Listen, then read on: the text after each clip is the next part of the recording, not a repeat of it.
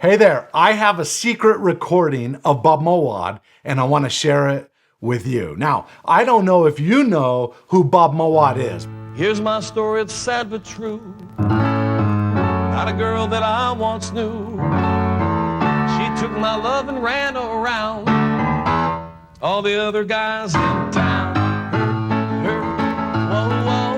Yeah. He was one of the grandfathers in the personal development space, the mindset space, the high achievement and high performance space. Starting in 1973, he began to impact hundreds of thousands of people, and that would in time grow to millions of people. In fact, it was Bob Moawad that coined the phrase, the easier it is to be good, the more difficult it is to be great. And I had the opportunity to co-author a book with Bob Moawad a few years ago titled The Secret of the Slight Edge. And for the first time ever, you can get The Secret of the Slight Edge in the digital form, wherever digital books and ebooks are sold. And so I hope you go check it out. But I wanted to share a little secret audio from Bob Moawad because you have to understand, and there's other videos out there that I've done where I've explained the story, but in a nutshell, Bob was struggling with a rare form of cancer to the point toward the end of his life,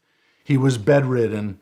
And I happened to write The Secret of the Slight Edge with him, sitting next to the bed that he laid on basically 24 hours a day. Well, for the purpose of this recording, I just want to share with you a recording during that time, because every time I would sit with him to write about the book and talk about concepts and so forth, I would record those.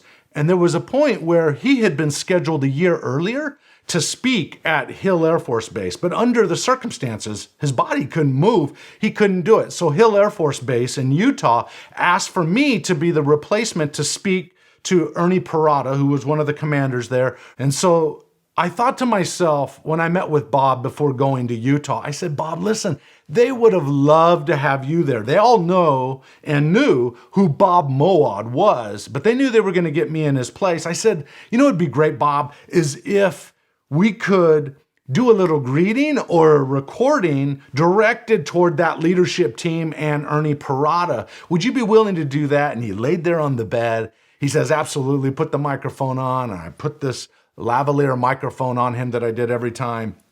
I put it on, and then he went right into his greeting at Hill Air Force Base. And let me tell you, think about this as you're listening to it. Here's a man who several weeks earlier was in a coma for several weeks. They pulled the plug or the respirator out to let him just pass on or let his body take its own course. And to everyone's surprise, he started to breathe on his own. And a week later, I get this phone call from Bob saying, hey, let's finish this book. And I was totally blown out of the water because I thought he had passed away. Anyway, you can find that video. But when you listen to this audio, you can sense the sharpness of mind. You can hear the passion he has for people, and he had an entertaining spirit about him.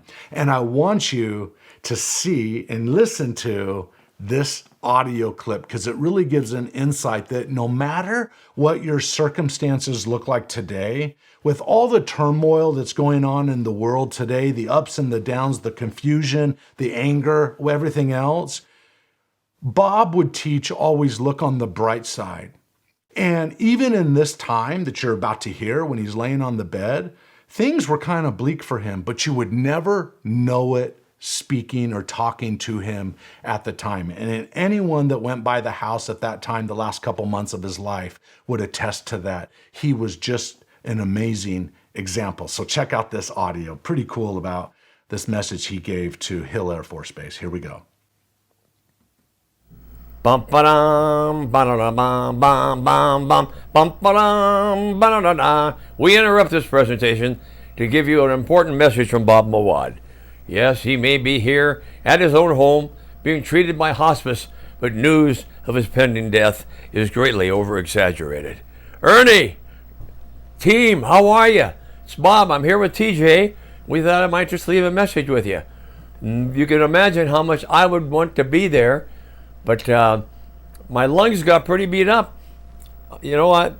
I thought about joining the Foreign Legion a couple of times when I got bad critiques, but the Legionnaire's disease came to me, and it really gave me a loop, knocked me for a loop. It's not too cool when your doctor whispers in your ear and says, we're going to put you on a respirator, and there's a 5% chance you'll come off. That's the last thing I remember on a Thursday, and I had the last rites, and everybody said their goodbyes, and I went to La La Land, and my wife and a couple of friends were in the room on Saturday when all of a sudden I started breathing on my own. And they took an hour to make sure I was, that little 1-inch pipe that was down my throat. But by gosh, I'm back. I've thought about changing my name from Mo Bob to Bobcat because of the number of lives I've used. But anyhow, I miss you people down there at Hill. You know how much I love coming down there. Ernie, especially, boy, dining out, I would have loved to have been there for there and to be available for your December conference. But well, even with a walker, I kind of like the old man in the movie. I kind of get up and take 2 little shuffle steps and then move the walker 2 little shuffle steps. I can make it to the restroom and make it into our little dinette with a little bit of time. But I'll tell you what, we're going to beat it again. And at least the Legionnaires, we're not doing much with my cancer right now. It's still active, but I'm not doing any treatment on that. But anyway, I just wanted to tell you people how much we love you, care about you, and appreciate the opportunity to serve you. Ernie, you've been a great friend, and I hope I have the opportunity to visit with all of you on another time. TJ's great, a lot of enthusiasm, great researcher. Enjoy your time with him. Make it a great conference. Bye for now. Can you hear the positivity? Imagine he's laying on his bed. He can't even move 24 hours a day. I mean, he could get up for a few seconds, but it was literally a couple steps to the bathroom and then he'd be out of breath, right? That kind of a thing, and he'd be laying down. I feel so honored to have learned from his example to see things as they are, but see them better than they are. Whenever I meet people who, despite their circumstances, are able to rise above them and be the best that they can be and not be defined or limited by their circumstances. And Bob was a great example of that. He loved people and enthusiasm, and he loved the principles of how to think like a high achiever, a high performer. That attitude really is everything. Okay, enough about that. Listen, I hope you enjoyed the video, and just go unleash your greatness within. How many of you talk to yourself? Show of hands. Okay, I see a few of you raised your hand. Most of you didn't. I guess if you didn't raise your hand, you were sitting there thinking, no, I don't talk to myself. I can understand why they raised their hand. If I were from their school, I'd talk to myself too.